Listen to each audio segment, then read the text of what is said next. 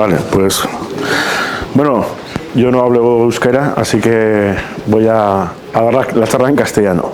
Muchas gracias, sobre todo a Lemniscata, muchas gracias a todas las personas que habéis venido por darme la oportunidad de venir a enseñaros algunos de los lugares más impresionantes del planeta. Creo que son una veintena o así los que traigo aquí. Algunos son incluso hay uno guipuzcoano, ya me imagino que sabréis cuál es. En la presentación os ha comentado, bueno, pues toda la parte que me toca trabajar en cuestiones de divulgación científica. No es precisamente la parte geomorfológica más vistosa y más bonita, la que suelo trabajar. Como habéis visto, quizá en mi actividad mayor se presenta en el aspecto de intentar explicar cómo el ser humano está afectando, lo siento mucho, pero de manera bastante negativa muchas veces en el planeta, ¿no? Y cuáles son las respuestas que muchas veces recogemos de manera bastante desgraciada, ¿no? En forma de cambio climático, terremotos climáticos o impactos de la naturaleza en esa interactuación que hay entre lo que abstractamente y de forma casi artificial llamamos medio natural y medio humano, ¿no? De tal forma que el medio humano y el medio natural no acaben destrozándose mutuamente, ¿no?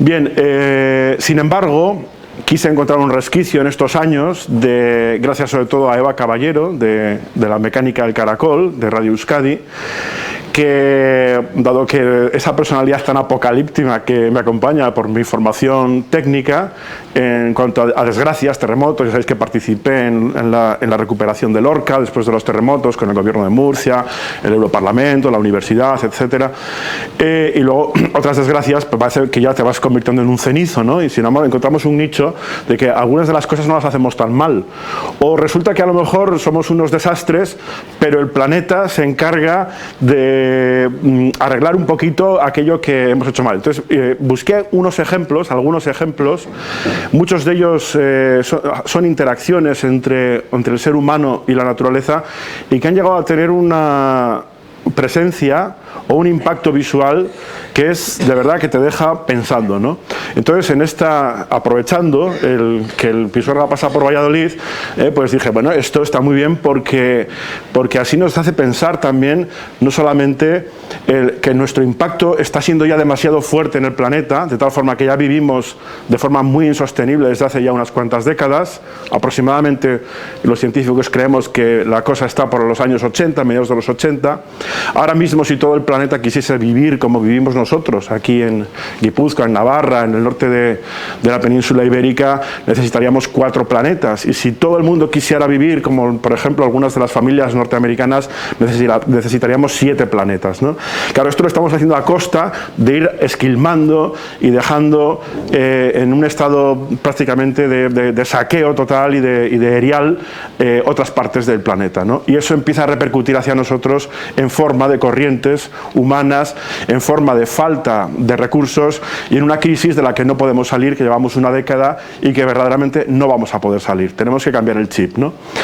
Bien, todo esto con sus efectos secundarios llamados cambio climático, impactos en el medio humano, etcétera, pues requiere una reflexión internacional de la que yo formo parte con algunos colectivos, y la verdad que tenemos muy poco apoyo institucional porque en general las altas instituciones, la política y el ciudadano medio no quiere ni oír hablar de nada negativo, ¿no? Así que encontré una semillita, como os decía, un nicho muy bonito y que nos hace pensar estas cosas, porque solo por la vistosidad de estos paisajes que vamos a ver, veremos que la interacción puede ser buena, aunque solo sea por belleza, por una cuestión de belleza, y eso hace también que de alguna manera empecemos a observar a la naturaleza como, y a nosotros mismos también, como algo que podemos interactuar, que podemos charlar abiertamente, que podemos quizá olvidarnos un poco de esta realidad tan tozuda que nos está tocando vivir ahora mismo en estos momentos, y abstraernos un poquito viendo imágenes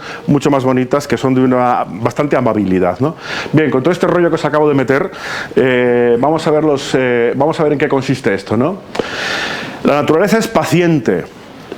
nosotros nos creemos, además yo siempre pongo como ejemplo, sobre todo en todos los años en Donosti, en mayo se hace un seminario, un congreso de riesgos y emergencias, donde vamos las personas que trabajamos en esto, tanto policías forales, guardias civiles, bomberos, qué sé yo, pues Cruz Rojas, ONGs, la DIA, todos, la gente que trabaja en emergencias, ¿no?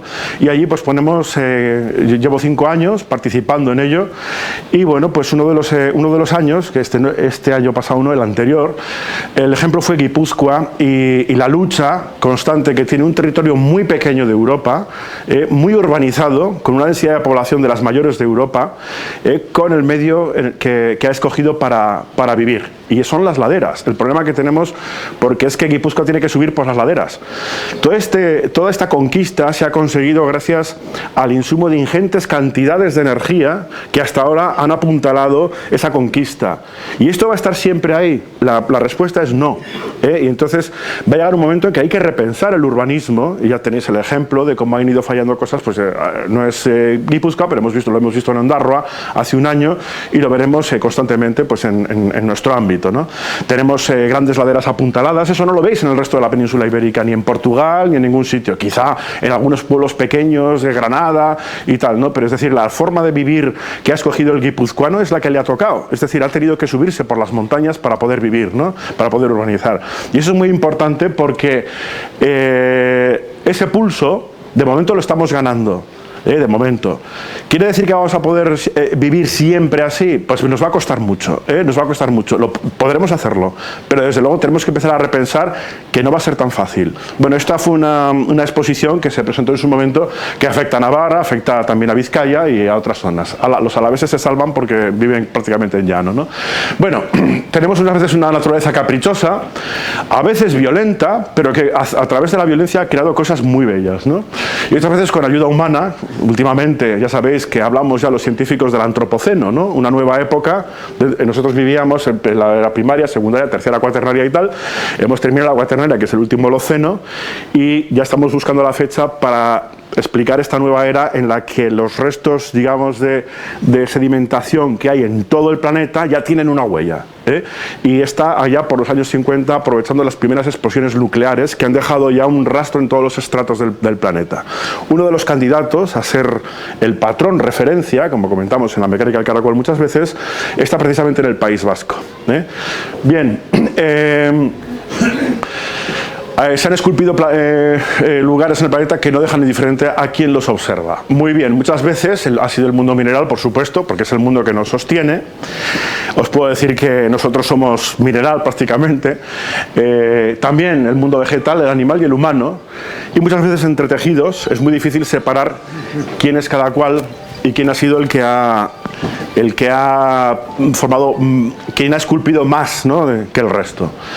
Bien, así es como se queda la belleza. Empezamos por una estructura, que es la estructura Richat, en el desierto del Sáhara, que viene a ser una casualidad, porque esto no pasa nunca, nada más que aquí. Es el único sitio del planeta que va a pasar una cosa que os voy a explicar.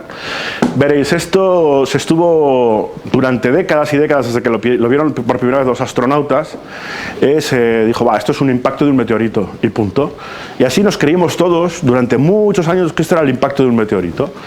Esta estructura, que tiene más de cerca ya esa distribución de estratos y tal, veréis, es muy llamativa, porque si os fijáis, las capas están todas mirando hacia el centro. Es decir, entonces no encaja que sea un impacto de un meteorito, porque estarían para afuera. Normalmente pasa como cuando tiras una piedra al agua, sale para ahí y se produce la onda, ¿no? Entonces teníamos que explicar de alguna forma qué es lo que había pasado aquí. Y encontramos una respuesta muy cerquita de aquí, en Lerín. No sé si conocéis Lerín, en mitad de Navarra. Bueno, esto es un pliegue sinclinal que viene a ser una cosa así. Fijaros, están las capas hacia adentro, ¿no? Un corte de A a B es un corte de A a B. Esto que veis aquí, visto en Google Earth, es este recorte de aquí. Esto se uniría con esto con esto, esto con esto y así. Es decir, ¿qué pasó? Que vino la erosión, y lo levantó. Como en la geomorfología sabemos que las capas duras y las blandas tienen, pues como en Zumaya, dan relieves, entonces vemos que tenemos una estructura simétrica de esta manera y además se puede extrapolar. Eso estuvo unido alguna vez, pero lo que pasa es que la erosión lo ha quitado del medio. Pero claro, la forma que tiene esto es así, porque es un anticlinal, es decir, es un tubo, si queréis, que está torcido. Es rarísimo tener un tubo en la Tierra que sea recto, es decir, que esté horizontal, de tal forma que al cortarlo queden las capas paralelas y no acaben dando una vueltecilla, porque siempre están un poco inclinados, que es lo que pasa en Lerín. Pero lo más raro de todo es que esto sea un domo. Es decir, que sea como un grano que le sale a la Tierra y que luego la erosión lo corte y quede todo redondo. Bueno, pues eso es lo que pasó en la estructura Ritet. En realidad no es ni más ni menos que un grano que le ha salido a la Tierra y que la erosión lo ha cortado. Y entonces todas las capas están exactamente igual que en Lerín, viéndose unas a otras. Y se pueden extrapolar de unas a otras. Así que de impacto de meteorito, nada. ¿De acuerdo? Bueno, eso estaba en el Sáhara. Otra de las cosas que me llamó mucho la atención, también hablando de geomorfología, son las bolas de Nueva Zelanda, las bolas de granito. Esto es un capricho puramente matemático. Sí, el granito quizás sea la roca más matemática que hay aquí no hay, prácticamente tenéis un poquito al norte de Navarra, en la zona de Baztán, y sobre todo al norte de Vera de Bidasoa, tenemos una zona de granítica, y el granito tiene una cosa que como pensamos que es una roca plutónica, prácticamente está aceptado por toda la comunidad científica, fue saliendo poco a poco a medida que se levantaban los Pirineos, a medida que bueno, pues también se iba erosionando la parte de arriba, porque una cosa cuando se levanta enseguida se corta. Es decir, aquí hay una interacción de fuerzas internas y externas, ¿no? Ese es el equilibrio del planeta. Y entonces lo que hace es que al enfriarse, como sabéis, todas las cosas al enfriarse se retraen y se contraen. Entonces de repente el granito lo que hace, si veis algún día por Galicia esas bolas grandes que hay como estas, veréis que matemáticamente es muy persistente, de tal forma que cada X metros se produce una grieta, varias familias y quedan cubos. Por eso se explotó siempre en todas las culturas, desde Egipto hasta los gallegos, para con ello pues, utilizarlo pues, para mampostería o para lo que fuese. Por esa persistencia y esa regularidad y esa homogeneidad en cuanto a la rotura de los cubos.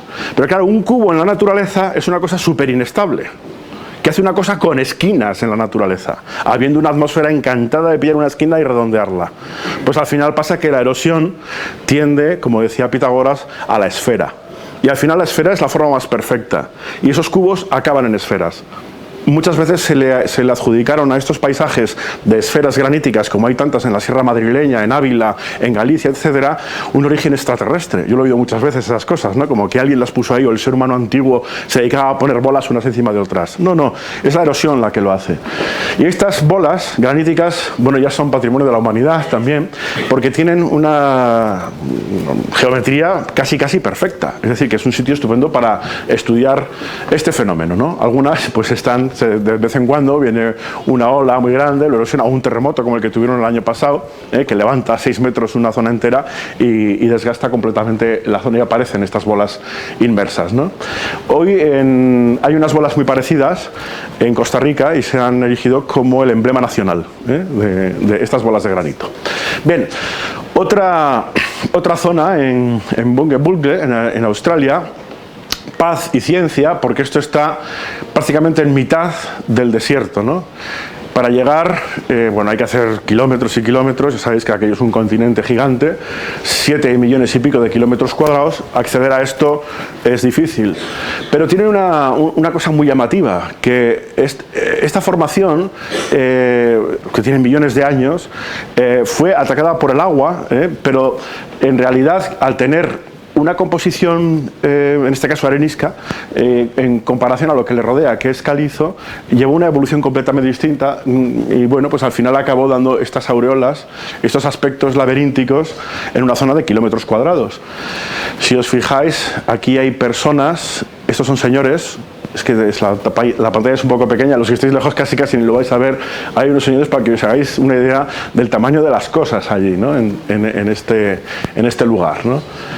Impresionante esta zona de Australia. Bueno, otra de las patrimonios de la humanidad son las colinas de chocolate de Filipinas, que aquí el ser humano tiene mucho que ver. En una época del año, todo esto, una zona que te pierdes en el horizonte, se pone así, porque es una zona donde se planta el té. Y el té coge ese color en una época del año. Lo que pasa es que los montículos no son artificiales, son naturales. Tiene que ver con una erosión diferencial y un equilibrio, que es precisamente esta tendencia y esta forma cónica, por su clima, por su vegetación y bueno, pues por sus biorritmos, ¿no? Y aquí tanto el mundo vegetal como el mineral, como el animal y como el humano han llegado a hacer estos paisajes tan llamativos que abarcan kilómetros y kilómetros cuadrados. Patrimonio de la Humanidad también por la UNESCO. Bien, la Puerta del Infierno es muy interesante porque Uzbekistán era un país que estaba en la antigua Unión Soviética, que no tenía prácticamente nada conocido, nada más que recursos gasísticos y petrolíferos. De hecho, hoy pues es una potencia. Y bueno, pues en la antigua Unión Soviética una vez mandaron a unos geólogos a investigar a ver si podían extraer de allí gas, y encontraron en una zona que había gas. Pero no sabían muy bien, encontraron una cueva, se metieron en la cueva. Esto ya es una leyenda urbana, porque ya sabéis que no se accedía muy bien a toda la información de la Unión Soviética, pero luego más o menos se transmitió entre el mundo científico qué es lo que había pasado. Y es que en la cueva que encontraron para acceder a ver si había gas, a uno, como estaba en la oscuridad, se le ocurrió encender un mechero. Entonces, os podéis imaginar dónde acabaron los geólogos, ¿no? Bueno, hoy la Puerta al Infierno es el destino turístico número uno de Asia y el primero de Uzbekistán. Esto fue en los años 70, principios de los años 70, y ha sido imposible apagarlo. Y ahí sigue. Sigue consumiéndose, es todo metano. El metano viene del interior terrestre y bueno, pues ahora ya se ha montado ahí un campamento, pues te quedas allí a dormir, no sé qué, y claro, y todo el mundo alucina por las noches de ver este paisaje, ¿no? Es inmenso, ¿eh? Bueno, os podéis imaginar un agujero ardiendo constantemente que lleva así desde los años 70, por un accidente humano, ¿no? Muy bien, el Geyser Fly, que es el que ha aparecido en el folleto que os han dado, este también es otra voy a hablar en plata, otra cagada humana, ¿no? Bien, esto está en Nevada, en Estados Unidos, y responde a un error. Resulta que ahí en Nevada, pues a principios del siglo XX, hace justamente ahora 100 años, en 1917, aunque el proyecto es de 1916, fueron a sacar agua para los agricultores de la zona. Esto está a unos 800 kilómetros al noreste de Las Vegas. Y bueno, vamos a sacar allí para tener, ya sabes cómo es todo en Estados Unidos, a lo bestia, ¿no? A cultivar pues hectáreas y hectáreas.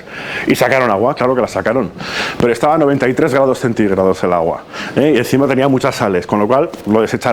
Lo dejaron allí medio muerto, y pues el geyser siguió echando agua. Pero bueno, nadie se acordó porque estaba también en el quinto pino y pues nadie iba a verlo. Entonces, de repente, en los años 60, alguien dijo, bueno, pues ahora que hemos descubierto la energía geotérmica, vamos a aprovechar esto porque, claro, tenemos un núcleo voraz de energía que se llama Las Vegas. A ver si podemos pues aportar algo para mantener esa infraestructura tan bruta, ¿no? Y tan insostenible. Bueno, pues entonces vuelven aquí y se encuentran con que aquello había cambiado bastante. Hacen otros pozos, sacan el agua y volvieron a encontrar agua otra vez a 93 grados centígrados. Pero tampoco les supuso mucho porque las pruebas que hicieron energéticas pues no fueron aprobadas, no les pareció suficiente. Con lo cual dejaron un pozo de 1,5 metros y otro un poco más pequeño al lado abandonados. Bueno, pues ahora esto tiene 4 metros de altura y sigue echando agua, pero es un agua que es muy mineralizada y ella solita ha tapado todas las tuberías, las ha metido dentro, han venido unas algas que se han crecido en las patitas de unos pájaros que venían y tal, han crecido y han empezado entre el mundo mineral, los pájaros, el mundo vegetal y todo esto a hacer esta cosa. Y el ser humano, a partir de esta cagada, como os digo, ha quedado una cosa bellísima, ¿no? Bueno, el Geyser Fly es uno de los destinos turísticos más importantes hoy día de Nevada, y bueno, pues ahí tenéis el aspecto. El problema está que está en una zona privada todavía, entonces bueno, de momento se puede ir a ver, pero como se le ponga al dueño en las narices de que no se ve, pues no entras. Pero bueno, ahí tenéis el resultado. Bien, siguiendo en Estados Unidos, tenemos una válvula de escape que todos conocéis, que es Yellowstone. Yellowstone tiene una trascendencia muy importante para el planeta Tierra porque es un órgano muy importante de este organismo grandote que se llama planeta Tierra, ¿no? Yellowstone, además, en sismicidad nos viene muy bien porque siempre ha sido un foco repetidor. Cuando se producían terremotos muy fuertes en alguna zona del planeta, como por ejemplo el de Chile en 2010 o el de Fukushima en 2011, Yellowstone está una temporada después repitiendo. Es como una especie de repetidor, ¿no? Son terremotos más pequeños, pero hay gran actividad sísmica y siempre ha sido así. Nos ha venido muy bien porque esto, de forma natural, es un repetidor de terremotos que luego se repitió en las zonas donde se hacía fracking y se inyectaban las aguas residuales de la industria petrolífera, que hace lo mismo, exactamente igual. Cuando hay terremotos grandes en algún lugar del planeta, estas zonas, muy lubricadas con actividad hídrica, repiten. Bien, en este caso, la fuente prismática, que se puede ver desde satélite, tiene este aspecto y, como veis, toda esta mezcla de líquenes, algas, sales, minerales, agua y también esta actividad humana turística, sobre todo, ha llegado a hacer pues este tipo de formas, ¿no?, tan llamativas. Esto es un gran volcán que estalló, todo Yellowstone es un gran volcán que estalló la última vez hace unos 700.000 años, lo que llamamos un supervolcán, que si algún día le da por hacer la gracia, pues adiós todo, o sea, todo, pues como pasó hace 700.000 años, ¿no? Pero bueno, en aquella época el Homo sapiens no existíamos todavía, ¿no? Bueno, el lago de fuego de Etiopía también es algo muy interesante porque es muy pocas las veces que se puede ir, dado que la temperatura media es de 60 grados, entonces hay que ir con trajes especiales y bueno, sacar las fotos y te vas corriendo de allí. Esto es un océano. Ya sabéis que bueno, pues Galicia y Canadá son hermanas, ¿no? Y bueno, pues África estaba metida con Sudamérica y todo eso se fue separando y nos pilla muy lejos ya, ¿no? Bueno, pues ahí se formó un océano porque empezó a salir el manto por el medio del océano y se fue separando. Nos fue empujando a un ritmo que ya pues estamos muy lejos. Bueno, pues eso está empezando a pasar aquí, en esta zona del planeta. Así que se está preparando un océano. ¿Qué pasa? Pues que está saliendo ahora mismo la lava que salió hace unos cuantos millones de años en lo que hoy es el centro del océano Atlántico. Bien, pues esto dentro de unos años lo será. Y tiene este aspecto tan llamativo, ¿no? Nadie se puede meter ahí, pero siempre hay alguno que lo intenta.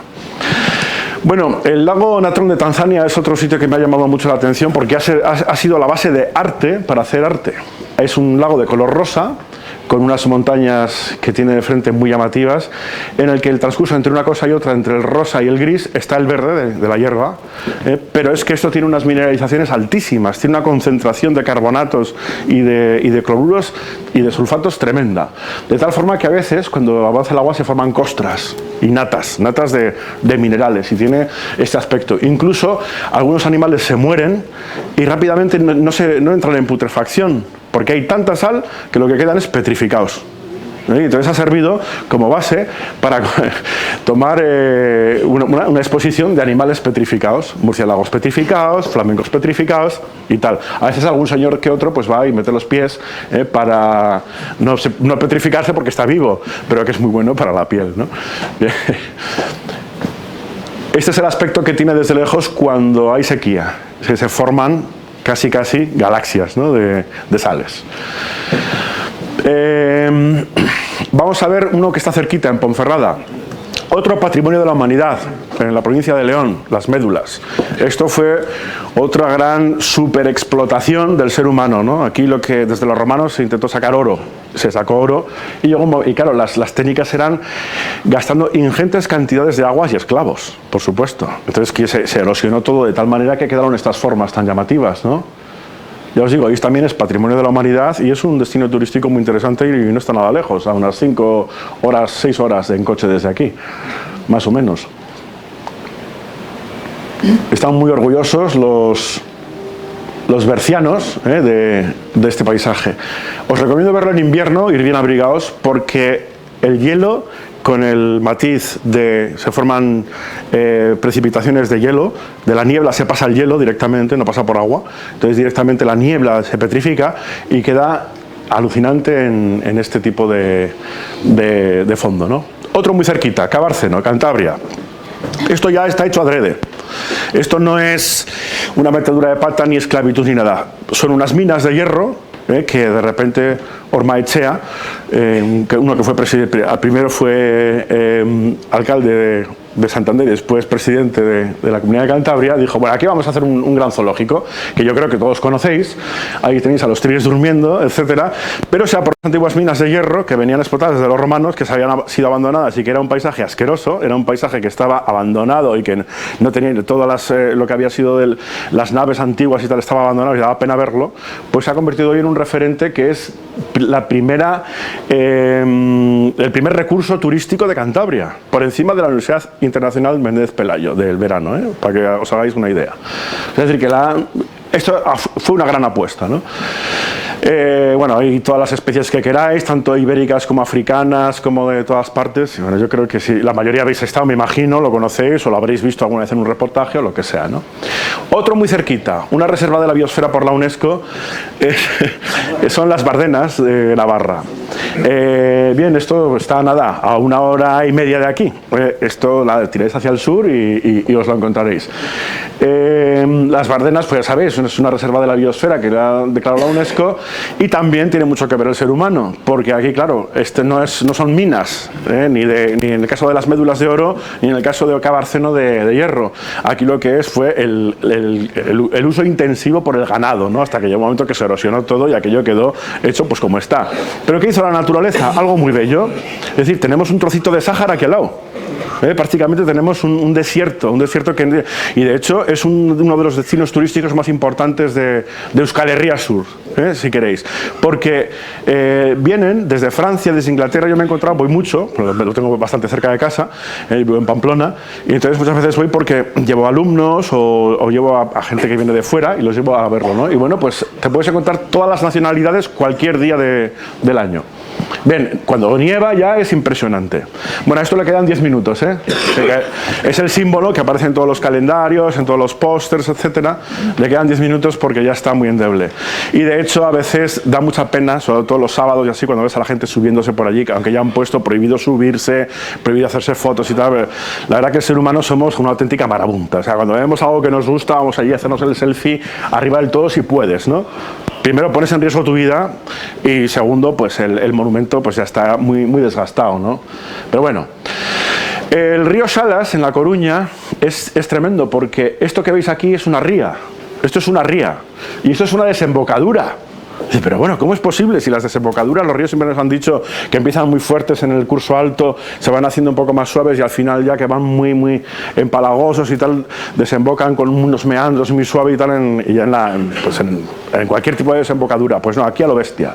Esto quiere decir que el avance de la ría es más fuerte que la erosión que puede estar creando el río. Estamos hablando de un sustrato muy duro, el río no lo puede erosionar prácticamente y entonces da unas formas muy raras. Y el avance y el levantamiento del mar, que en los últimos 15.000 años ha sido de 140 metros, no ha podido desgastarlo para llegar a ese equilibrio. Por lo tanto, en esa lucha de fuerzas entre el río y el mar, gana el mar. Porque el otro tiene que desembocar en cascada, es decir, que no le ha dado tiempo de excavar para equilibrarse con el mar. Bien, esto está cerca de una central eléctrica y también es privado, pero a veces dejan entrar. Y entonces, bueno, es impresionante. Ya os digo, esta es la desembocadura y esto es la ría ya, esto es el mar. Es una cosa tremenda. Bueno, fijaros cómo desemboca, pero lo que hace por el camino, que es más interesante todavía. Esas formas, porque los granitos, ya sabéis, tienen esa característica que hemos explicado antes, de dureza y de ser muy caprichosos. Bueno, pues al final acaban uno de este tipo de cosas. Cómo no podía faltar en este caso el Geoparque de la Costa de Zumaya. Esto es una referencia mundial para varios pisos, que nos toca a los geólogos pues tener la referencia mundial. Bueno, pues Zumaya lo es por acuerdo internacional. Por lo tanto, el geoparque tiene un valor no solamente estético, sino tiene un valor científico importantísimo. Solo por el hecho de que cada vez que das un paso recorres 5.000 años, nada más. O sea que cuando das 2 pasos 10.000 y así. Eso es un libro abierto. Si os fijáis, los estratos están totalmente verticales en esta zona, de tal forma que podemos tener un acceso directo a todas las páginas del libro del tiempo. Entonces, en otras zonas del planeta, cuando tenemos los estratos más o menos así o así o así lo que sea, pues tenemos una dificultad, que es que solo tenemos una cara de la hoja y tendríamos que excavar o hacer sondeos para acceder a las otras.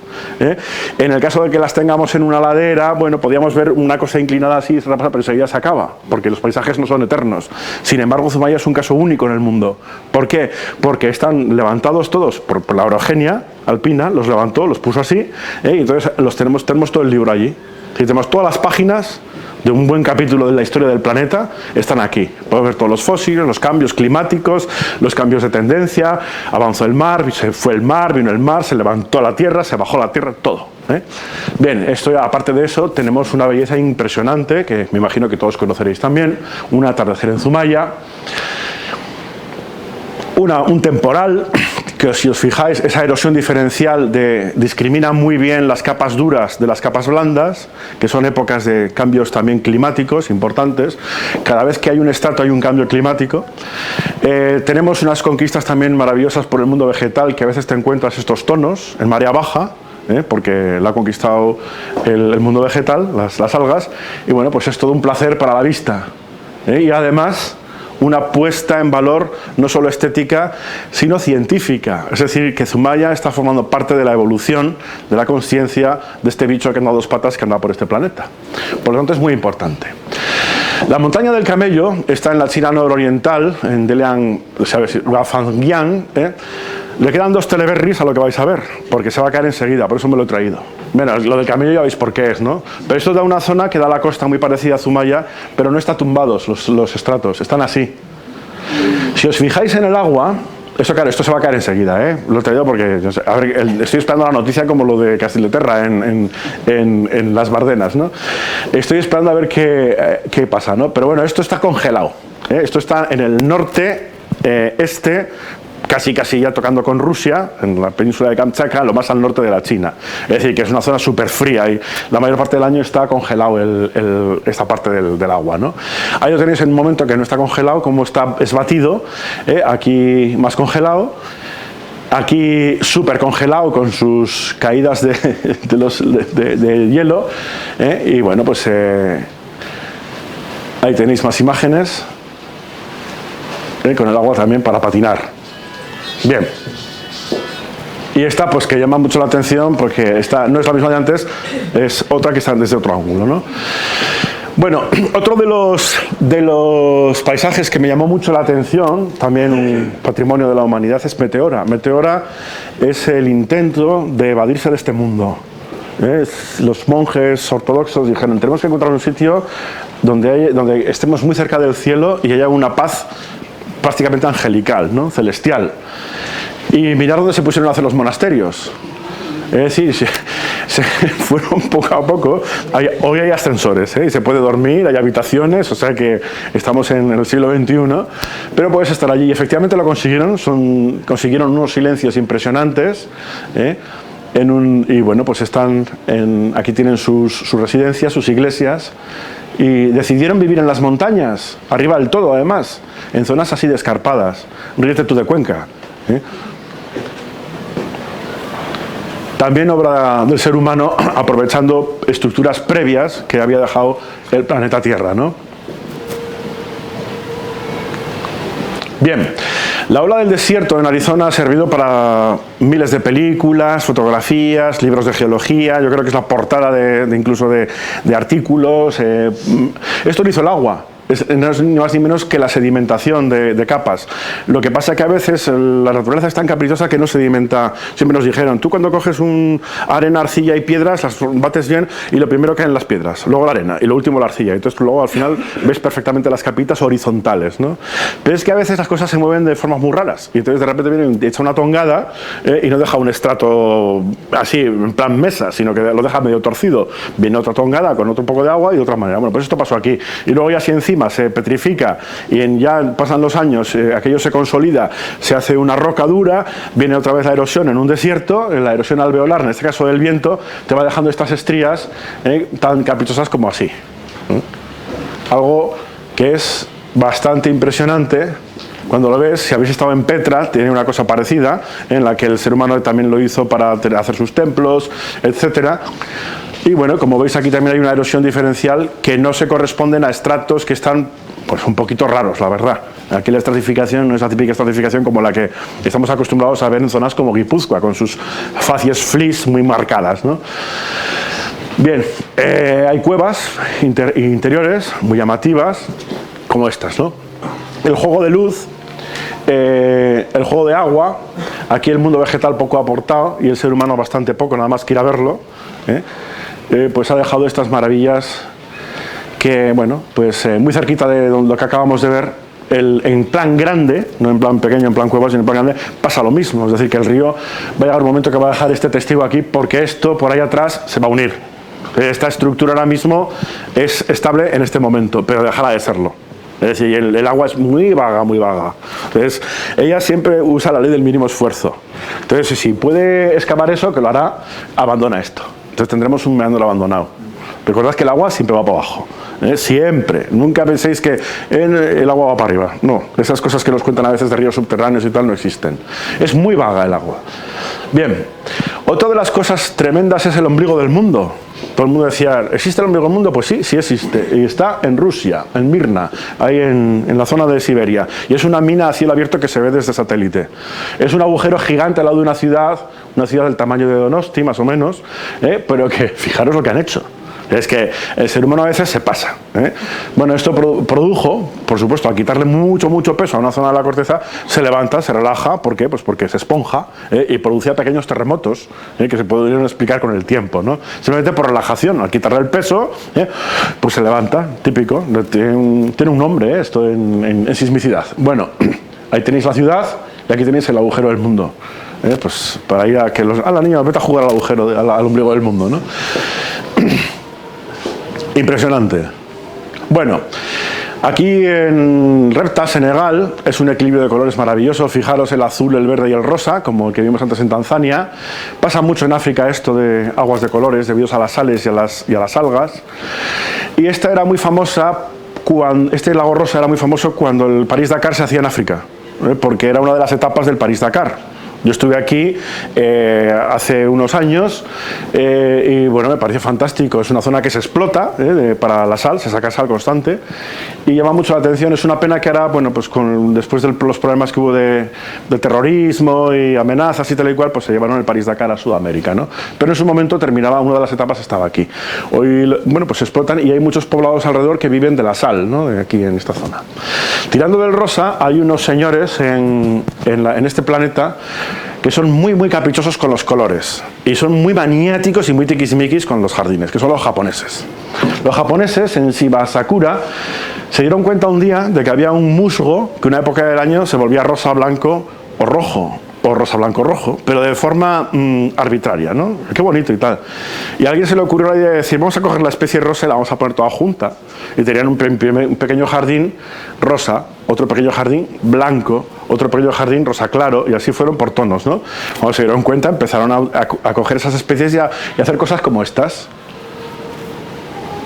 Ese es como estaba al principio, y eso es como está ahora.